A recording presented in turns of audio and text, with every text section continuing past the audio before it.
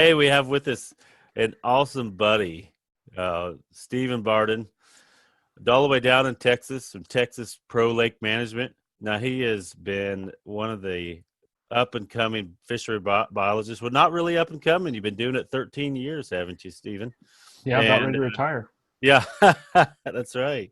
But so yeah, man, this he has taken the time to spend with us to talk about how and everybody wants to go fishing off their dock, and any kid that grabs a rod runs out to the dock, the first place they're going to go is you know if there's a dock there or some kind of place where they can walk out in the water.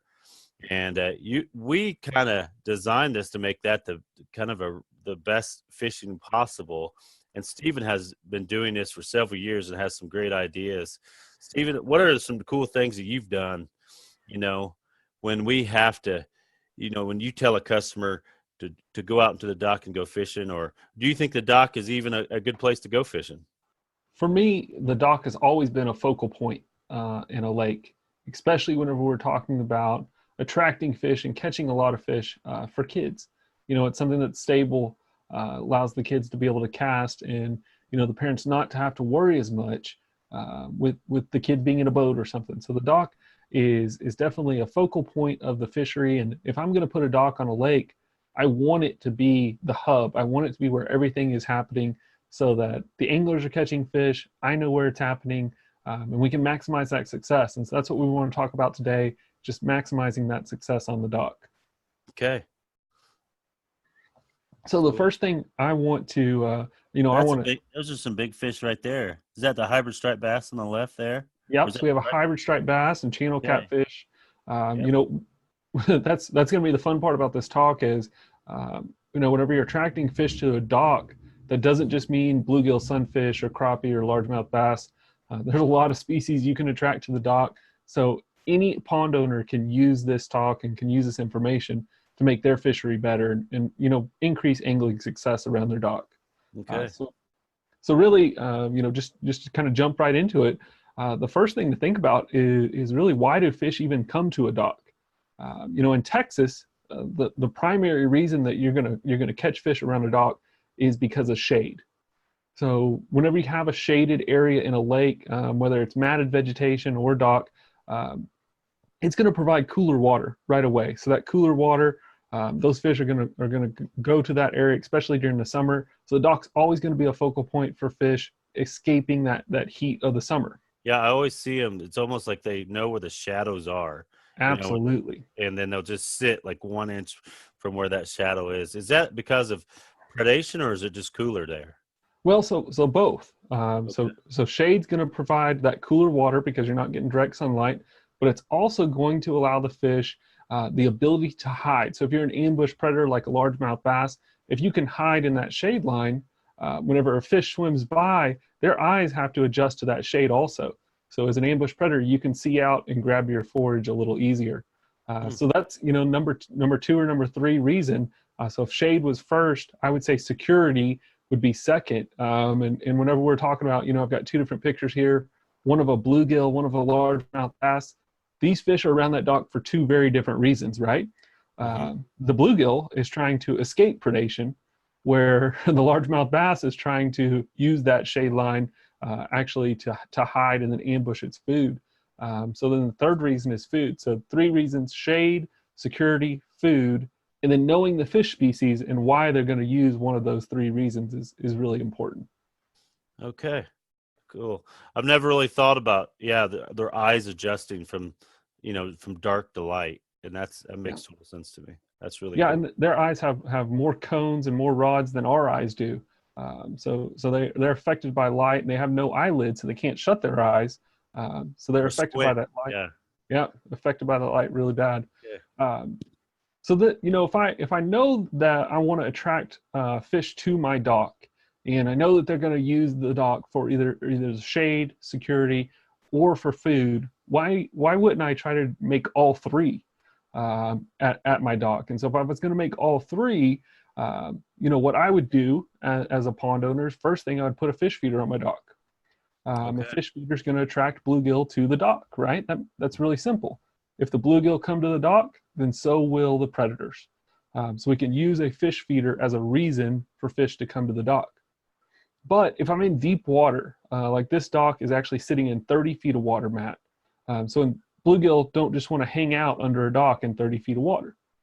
So now I need to add another element, and I'll use artificial structure to actually attract those fish to the dock.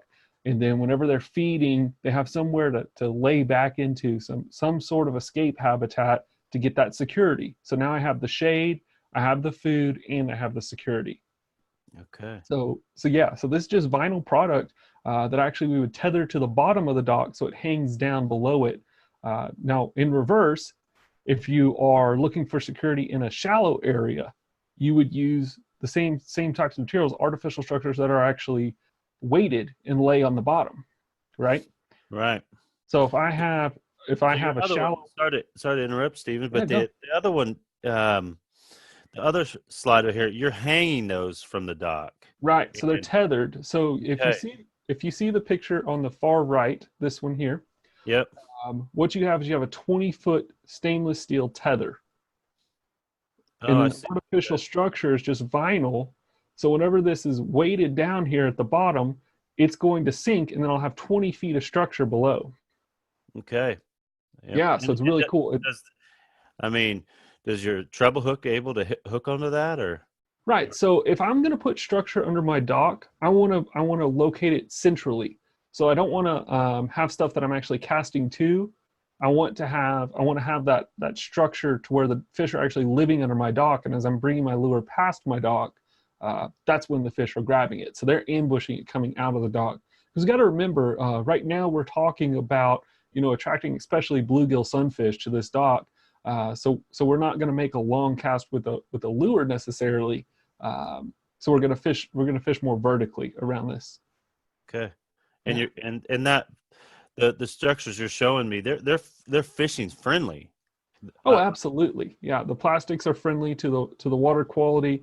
Um, and really, even as an angler, if I brought a treble hook through this, plastic isn't necessarily going to bend and hook into that lure.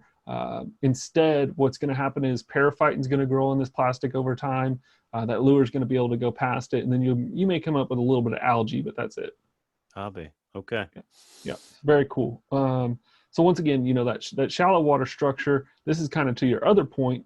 I'm putting things on the bottom near the dock or underneath the dock, but I'm also expanding out from those to casting lanes. So if I'm going to attract predators to the dock, and I want to be able to angle from the dock and catch those predators, I need some structure that leads in and out as casting structure. So you see this picture on the far right once again. I'm coming out from the dock, and I'm going to lay in more of this artificial structure in those casting zones. So basically, as they're sitting on the dock, they have more, as they cast out, their lure has more time near those very high density populations of fish that increases the catchability, the time. Absolutely. Yeah. So we want to attract as many fish to the dock as possible, but we also want to give casting lanes from the dock as an angler to where I can catch those fish that are moving to or from the dock. Okay, that's awesome. Yeah. Yeah.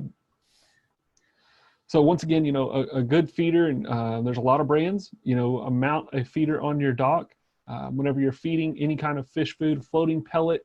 Number one, that does attract the fish to the dock, but also it allows you as the pond owner to get an eye of what types of fish are around the dock, what sizes, how aggressive, what time of day are they there. Right. I can use that timer, that feeder, to make those fish a little predictable. If I have more time in the afternoon to take the kids fishing, I'm going to set the feeder off in the afternoon. That's going to ensure that I have more successful angling opportunities. Right. And, I've seen some people, they enjoy the fish feeding part almost as much as the fishing themselves, because they get really involved in seeing and kind of commune and see what's going on in their lake and pond every time that feeder goes off. Is that right? Yeah, right. And on this website, you guys already have so many videos about water quality, and I won't really get into it, but you can overfeed, so you don't want to do that. And if you do, you want to understand aeration, things like things like that on how to improve that water quality. And I'm sure you have tons of videos on those topics on the website. Right. Just a quick note. How do you know when fish are, how do you know when to set how long to set your feeder, just so we don't overfeed, or I mean, what do you tell your customers? We get asked that quite a bit. It's like, do we set it for 5 seconds, 10 seconds? What do you tell your Right. customers? Right. So number one, I try to use all the same brand fish feeder for my feeder or for my customers. Although every feeder is going to feed a little different per second, and that has a lot to do with motor strength, batteries, kind of how they're set, offset, things like that, the types of feed you're feeding. So I want to test my feeder, and I want to capture all the food that's coming out and figure out first, how much feed am I putting out per second on that feeder? Then whenever I've got an idea of how much feed's coming out of my feeder per second, I can then start to feed a ration that they'll be able to clean up within 1 minute. If I'm feeding and feed is floating across the lake and it's taken over a minute for those fish to consume it, I'm feeding too much. Okay. And rather than doing that, I would rather feed enough feed for them to clean up in maybe 30 seconds and then wait 30 minutes to an hour and feed a second feeding, so that I can feed a larger amount of fish with that same amount of food. And it's not so much you wasting the feed; it's just basically that feed is going to get utilized and deteriorate your water quality. Is that right? Well, that's definitely true, and also just the subject of this is to attract fish to your dock. So if I've got feed that's floating away from my dock, it's Great. not serving me the purpose of Great point. really attracting fish to the dock. Yeah, got it. So, what you're telling me today. Well, one more question before we conclude is and have final thoughts. Is most of your docks have roofs? Is that because it's in Texas, or do you think that's really advisement? It seems like it would get in the way of fishing. Does it? So Or yeah, so we as anglers in Texas fish on 100-degree days. So we need some shade to kind of relax and rest. But I wouldn't say most. I would say 50% of the docks that I have roofs, 50% don't. The ones that don't, I still like to have trees planted around the bank and things like that. You can see some trees in this picture. But you got to have some kind of shade. If you don't have shade in Texas, you're not fishing very long. okay. And whenever you got kiddos fishing, you want them to be comfortable. And one more thing, while we're talking about attracting fish to a dock, one more really good way to do it is to actually not just attract them during the day, and to think about the fish. They're going to be there 24 hours a day. So we could use something like underwater lights to attract either insects or juvenile fish at night. And this is a great aesthetic for a lake owner to have. They make these things solar powered, 12-volt LED, really safe. Or if you have electricity on the dock, 120 volts. Once again, LED. So you're not spending a lot of money to kind of put these lights out. They're not getting hot like the old halogen bulbs did.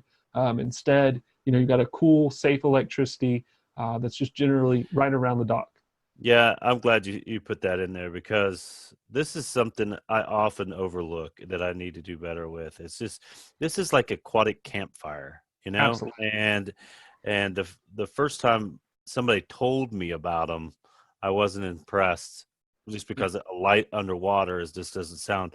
But until you get onto that dock and see it, and then you can utilize that in the evening, Mm-hmm. I mean, you will see so much cool stuff and silhouettes and fish and and the best relationship I could say is aquatic campfire. I'm glad you put that in. Yeah, definitely. And I relate a dock. Do y'all have crappie houses up in Indiana? Yeah, we do. Okay, Yep. so I relate all my clients that are kind of like, I don't know how to attract fish to the dock. I tell them to think about crappie, a crappie house. We all fished at a crappie house when we were kids. Those crappie houses, they have underwater lights. They have dense structure right underneath them. Some of them have feeders, and there's a diversity of fish there. There's not just crappie. There's largemouth bass, channel catfish, hybrid striper, white bass, common carp. Everything is there. Yep. So if I can replicate that on your lake, we know it's going to work. Good. Yeah. Well, Steven, you lived up to your reputation, man. This was good stuff. I enjoyed it. This is, if somebody can't listen to this and prove they're fishing in front of their dock, then they're crazy. But I really thank you for your time and giving your insight and a little bit of knowledge to all the people here at PWNRA. I appreciate it. Absolutely. Anytime, Matt. Okay.